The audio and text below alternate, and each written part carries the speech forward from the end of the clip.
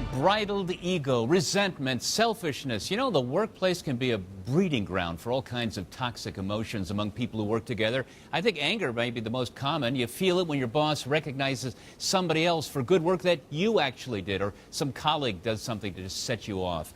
Alan Alford, he's been in sales all his life. He's an author. He's a national speaker on such matters. And Alan, you've no doubt seen things that have made your blood boil in the workplace. I have. I've seen some crazy things at work. I've actually broken up fights. People who have very good employees, but they just couldn't control their anger, pepped up inside. It festered on too long, and then all of a sudden, it just broke loose. What is it about the workplace that can make it such an emotional pressure cooker?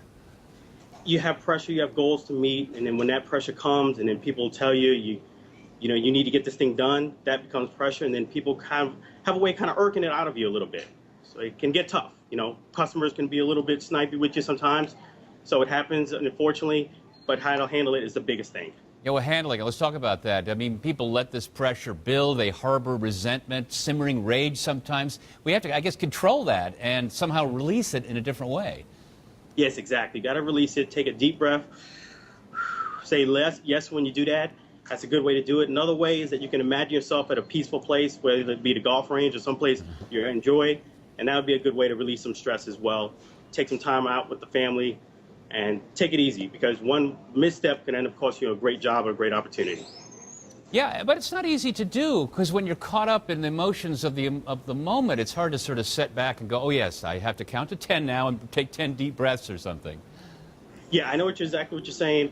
It is tough, but it's a skill. One thing that you can do is have positive reinforcement. You can just say to yourself mentally, oh, that person is just taking it out on me. They've had better days. I'm just getting the brunt of it. Don't take it personally, and just think of it that way, that you need to get through this tough situation so you don't want to win the battle and lose the war, and that's your job. So keep that in mind before you react. Good idea, Alan Alford. Thank you so much. I'll keep that in mind the next time I'm noticing somebody getting credit for something I did. Thanks so much. Thanks for having me, Bill. I really appreciate your show.